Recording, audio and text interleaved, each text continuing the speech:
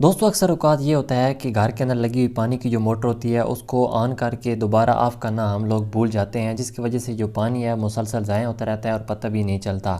तो आज के बाद इंशाल्लाह ऐसा नहीं होगा। दोस्तों आपने किसी भी इलेक्ट्रिक शॉप से जाकर वाशिंग मशीन वाला इस तरह टाइमर ले आना है। ये जो है आपको 300-350 रुपये का आसानी से मिल जाएगा। तो इसके अंदर आपको कुल मिला के 6 वायर नज़र आएंगी। इस साइड पे ये 3 वायर होती हैं, ठीक है, और इस साइड पे भी 3 वायर होती हैं। और ये जो साइड पे 3 वायर है ना, ये वाली, इनकी हमें बिल्कुल नहीं ज़रूरत। इनको आपने काट देना है, ये साइड पे काट देना है, और इस साइड पे ये ब्लू वायर को भी साइड पे कर देना है। अब इनमें से जो हमें वायर की ज़रूरत पड़ेगी ना, ये ब्लैक और ये जो ग्रे कलर वाली वायर होगी, इनकी हमें ज़रूरत पड़ेगी। अब यहाँ पर मिसाल के तौर पर आप समझ लें, ये आपकी मोटर है और ये आपकी मोटर की 2 वायरें हैं, ठीक है। ब्लैक न्यूट्रल वायर है और ये फेस वायर है मोटर का। अब इसकी जो कनेक्शन है किस तरीके से करना है, यहाँ पर आपने थोड़ी सी तवज्जो देनी है। और इसके बाद ये है हमारे पास इनपुट सप्लाई की 220 जो हमारे घर के अंदर मेन सप्लाई की वायर होती हैं, ठीक है। ये हमारी ब्लैक न्यूट्रल है, रेड हमारा फेस है।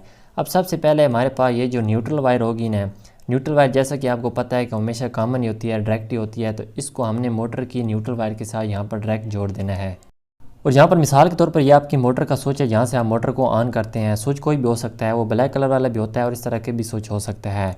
अब इसकी जो सिर्फ कनेक्शन है वो आपने तवज्जो देनी है। ये हमारे पास जो फेस वायर होगी ना, मेन इनपुट सप्लाई के फेस वायर, तो इस फेस वायर को आपने स्विच के किसी भी ऊपर वाले पॉइंट पे या नीचे वाले पॉइंट पे जोड़ देना है, ठीक है। यहाँ पर मैंने जोड़ दिया है।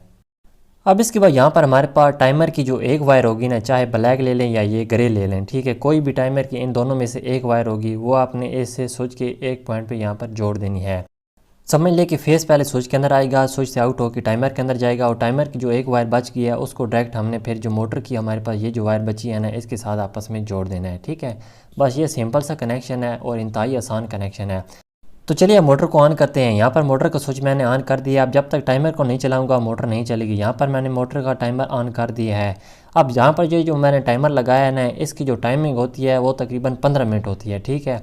तो इस तरीके से आप ये जो 15 मिनट का शेड्यूल है ना, इसको आप 3 हिस्सों पे तकसीम कर सकते हैं। यानी यहाँ पर 5 कर दें, यहाँ पर 10 कर दें, और लास्ट में 4 घुमाएंगे तो 15 मिनट तक ये जो टाइमर है ये चलता रहेगा। यानी कि आपकी जो मोटर है वो आप 5 मिनट, 10 मिनट, 15 मिनट के हिसाब से चला सकते हैं। जैसे ही 15 मिनट पूरे होंगे तो ऑटोमेटिक जो है आपकी मोटर है ये ऑफ़ हो जाएगी। अब यहाँ पर मैंने इसको थोड़ा सा घुमाया है ताकि वीडियो ज़्यादा लंबी ना बने। अब जैसे ही ये 2 से 3 मिनट पूरे होंगे ये मोटर ऑटोमेटिक ऑफ़ हो जाएगी।